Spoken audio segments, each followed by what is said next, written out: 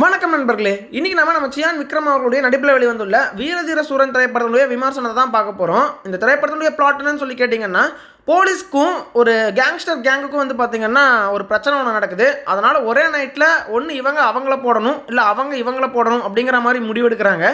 இந்த சம்பவத்தில் எப்படி நம்ம சியான் விக்ரம் அவர்கள் உள்ளே வராரு, அவருக்கும் இந்த சம்பவத்துக்கும் என்ன சம்பந்தம் அப்படிங்கிற மாதிரியான ஒரு கான்செப்ட் தான் இந்த வீரதீர சூரன் திரைப்படம். ஆக்சுவலாக இந்த கதையை கேட்ட உடனே உங்களுக்கு கைதி திரைப்படத்தினுடைய ஞாபகம் தான் வந்திருக்கும்.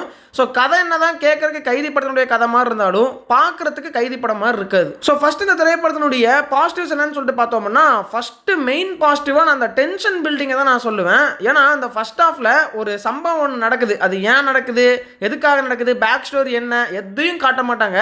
ஆனால் ஒரு விஷயம் கண்டினியூஸாக நடந்துக்கிட்டே இருக்குது. அடுத்து என்னங்கிற ஒரு டென்ஷன் பில்டிங் கிரியேட் ஆகும்ல, அது வந்து பார்த்தோன்னா பக்காவாகவே கிரியேட் ஆச்சு அப்படின்னே சொல்லலாம். ஸோ ஃபஸ்ட் ஹாஃப் ஃபுல்லாகவே அந்த டென்ஷன் மனசில் இருந்துக்கிட்டே இருக்கும். அந்த மாதிரி அந்த படத்தை அருமையாகவே எடுத்திருந்தாங்க.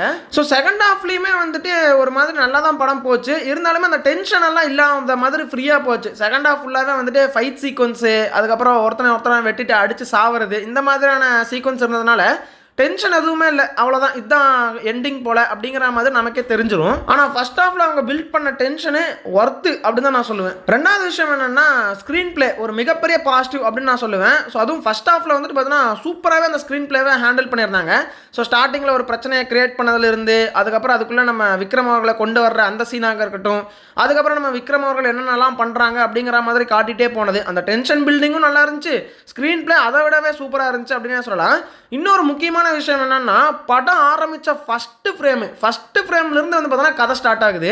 ஸோ கொலன்னு ஸ்டார்டிங்கில் ஒரு மாதிரி குழப்பிட்டு அதுக்கப்புறம் தான் கதைக்குள்ளே போவாங்க வழக்கமாக. அப்படிலாம் கிடையாது, படத்தினுடைய முதல் ஃப்ரேம்லேருந்து படத்தினுடைய கதை ஆரம்பிக்குது. அதுதான் எனக்கு ரொம்ப பிடிச்சிருந்துச்சு அப்படின்னே சொல்லுவேன். அதுக்கப்புறம் மிகப்பெரிய பாசிட்டிவ் என்னன்னா, இந்த திரைப்படத்தினுடைய பிஜிஎம் தான். ஸோ பிஜிஎம் வந்துட்டு பார்த்தீங்கன்னா ஒரே ஒரு பிஜிஎம் தான், ஒரு சின்ன பிஜிஎம் தான் ரிப்பீட் மோடில் யூஸ் பண்ணியிருக்காங்க.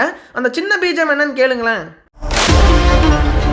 இவ்வளோதான் படத்தினுடைய பிஜிஎம்ஏ. இதை கரெக்டாக எந்தெந்த இடத்துல யூஸ் பண்ணால் நமக்கு கூஸ் பம்ப்ஸ் ஆகும், எந்தெந்த இடத்துல யூஸ் பண்ணால் நம்ம விக்ரம்க்கு அவர்களுடைய கேரக்டரை எலவேட் பண்ணி காட்ட முடியும் நல்லா நோட்டீஸ் பண்ணி அந்தந்த இடத்துல மட்டும் இந்த பிஜிஎம் யூஸ் பண்ணியிருக்காங்க. அப்படி ஒர்க் ஆச்சு அப்படின்னு நான் சொல்லுவேன். வேற எந்த ஒரு பெரிய எலவேஷன் பிஜிஎம்மும் இந்த படத்தில் இல்லை. ஆக்சுவலாக கிளைமேக்ஸ் ஃபைட் சீக்வன்ஸ்லாம் நம்ம விக்ரம் அவருடைய ஃபேன்ஸுக்காக ஒரு சர்ப்ரைஸ் ஒன்று இருக்குது. அதை தாண்டி வேறு எந்த ஒரு பெரிய பிஜிஎம்மோ பாட்டோ வந்து பார்த்தோன்னா இந்த திரைப்படத்தில் இருந்த மாதிரி தெரியல. ஆனால் இந்த சின்ன பிஜிஎம்மை வச்சு எந்த அளவுக்கு இம்பாக்டை கிரியேட் பண்ண முடியுமோ பண்ணியிருக்காங்க. பிஜிஎம் ஒரு பக்காவான ஒரு ப்ளஸ் அப்படின்னு தான் நான் சொல்லுவேன். இந்த திரைப்படத்தில் இந்த ஒரு பிஜிஎம் தான் இருக்கும், ஆனால் இதுவே வேறு லெவலில் யூஸ் பண்ணியிருக்காங்கன்னு தான் சொல்லணும். அடுத்த பாசிட்டிவ் என்னென்னா கேரக்டர் டிசைனிங் தான். ஸோ கேரக்டர் டிசைனிங் ரொம்ப பிரமாதமாகவே பண்ணியிருந்தாங்க. நம்ம விக்ரம் அவர்களுடைய கேரக்டராக இருக்கட்டும், அல்லது நம்ம துஷரா அவர்களுடைய கேரக்டராக இருக்கட்டும், அல்லது எஸ்.ஜே. சூர்யா அவர்களுடைய கேரக்டர், அதுக்கப்புறம் வில்லனுங்க 2 பேர் வருவாங்க. அந்த 2 கேரக்டருமே ரொம்ப சூப்பராக இருந்துச்சு. அப்புறம் வில்லனுடைய அடியாளு நம்ம விக்ரம் அவர்கள் கூட இருப்பார், அவருடைய கேரக்டருமே சூப்பராக பண்ணியிருந்தாங்க. ஆக்சுவலாக வில்லன் யாருன்னே தெரியாது இந்த படத்தில். நம்ம எஸ்.ஜே. சூர்யா அவர்கள் தான் வில்லனா, இல்லை நம்ம விக்ரம் அவர்கள் தான் வில்லனா, இல்லை 2 பேர் வில்லனுங்கன்னு சொல்லிட்டு வருவாங்க, அவங்க தான் வில்லனா, எதுவுமே நம்மளால் கண்டுபிடிக்க முடியாது. எல்லாருமே ஒரு நெகட்டிவ் கேரக்டர் தான். ஸோ அப்படி எல்லா கேரக்டருமே ஒரு கிரே ஷேடில் இருக்கும்போதுமே நமக்கு வந்துட்டு படம் எங்கேஜிங்காக போகுதுன்னா யோசிச்சு பாருங்க எந்த மாதிரியான ஒரு படமாக இது இருக்குன்னு சொல்லிட்டு. ஆனால் எனக்கு ஒரே ஒரு விஷயம் மட்டும் ஃபீல் ஆச்சு, எஸ்.ஜே. சூர்யா அவர்களுடைய அந்த கேரக்டர் மட்டும் அவர் அந்த கேரக்டருக்கு சூட் ஆகலையோ அப்படிங்கிற மாதிரியான ஒரு தோணல் இருந்துக்கிட்டே இருந்துச்சு. எனக்கு தெரிஞ்சு நம்ம எஸ்.ஜே. சூர்யா அவர்களுக்கு பதிலாக நம்ம நடராஜன் அவர்கள் இருக்கார்ல, இந்த கர்ணன் திரைப்படத்தில் கூட போலீஸாக நடிச்சிருப்பார், அவரை போட்டிருந்தா இன்னும் பங்கமாக அந்த ரோல் சூட் ஆகிருக்குமோங்கிற மாதிரி ஃபீல் ஆகுது. எஸ்.ஜே. சூர்யா அவர்களுமே நல்லா தான் பண்ணியிருந்தாரு, அதில் அந்த கேரக்டருமே சூப்பராக காட்டியிருந்தாங்க. பட் நடராஜன் அவர்கள் இன்னும் சூப்பராக ஆப்டாக இருந்திருப்பாருங்கிற மாதிரி ஒரு ஃபீல். ஸோ இந்த திரைப்படத்தினுடைய பாசிட்டிவ்ஸ்ன்னு பார்த்தோம்னா, பிஜிஎம் நல்லா இருந்துச்சு, ஸ்க்ரீன் பிளே நல்லா இருந்துச்சு, அந்த டென்ஷன் பில்டிங் நல்லா இருந்துச்சு, கேரக்டர் டிசைனிங் நல்லா இருந்துச்சு, எல்லாமே சூப்பராக பிரமாதமாகவே இந்த திரைப்படத்தில் பண்ணியிருந்தாங்கன்னு சொல்லலாம். நெகட்டிவ் அப்படின்னு சொல்லிட்டு பார்த்தோம்னா, ஃபஸ்ட்டு நெகட்டிவ் என்னென்னா, இந்த திரைப்படத்தில் கதையே கிடையாது. ஆக்சுவலாக கதை வந்துட்டு பார்த்தீங்கன்னா வீரதீர சூரன் பார்ட் 1 இதுக்கு மேலே ரிலீஸ் ஆகும் இல்லையா, அதில் தான் வந்துட்டு கதையை ரிவீல் பண்ணுவாங்கன்னு நினைக்கிறேன். அந்த கதையை வச்சு என்னென்ன சம்பவங்கள் நடக்குது அப்படிங்கிறத தான் இந்த பார்ட்டில் வந்து ரிவீல் பண்ணியிருக்காங்க. ஸோ என்ன பேக் ஸ்டோரி, என்ன தான் நடந்துச்சு, அப்படி இவங்களுக்குள்ள என்ன ப்ராப்ளம் கிரியேட் ஆச்சுங்கிற விஷயமெல்லாம் வீரதீர சூரன் பார்ட் 1 தான் காட்டுவாங்கன்னு நினைக்கிறேன். அண்ட் ஆல்சோ நிறைய கேரக்டர்ஸுடைய பேர் யூஸ் பண்ணுறாங்க. அதாவது திலீப் அப்படின்னு சொல்லிட்டு ஒரு கேரக்டருடைய பேர் யூஸ் பண்ணுறாங்க, பட் அவரை காட்டவே இல்லை. ஸோ அதெல்லாம் வந்துட்டு பார்த்தீங்கன்னா பார்ட் 1 காட்டுறதுக்கான வாய்ப்பு இருக்குது. ஸோ ஸ்டோரி இல்லாதது அப்படிங்கிறது ஒரு குட்டி நெகட்டிவ் தான், பட் அது ஒன்றும் பெருசாக இந்த படத்தை பாதிக்க போகிறதில்ல. ரெண்டாவது நெகட்டிவ் நெகட்டிவ் என்னன்னா செகண்ட் ஹாஃப்ல ஒரு சில லேகியான காட்சிகள் இருக்கு அப்படிங்கறது தவிர்க்க முடியலன்னு தான் சொல்லி ஆகணும். ஸோ ஃபர்ஸ்ட் ஹாஃபை விட செகண்ட் ஹாஃப் வந்து கொஞ்சம் லென்த்தாவே எடுத்து வச்சிருந்தாங்க. நிறைய இந்த ரொமான்டிக்கலான சீன்ஸ் எல்லாம் வந்துட்டு செகண்ட் ஹாஃப்ல ஆட் பண்ணி வச்சிருந்தாங்க. அதெல்லாம் கொஞ்சம் தவிர்த்துருக்கலாம், கொஞ்சம் கொஞ்சம் அங்கங்க கட் பண்ணி தூக்கிருக்கலாம்.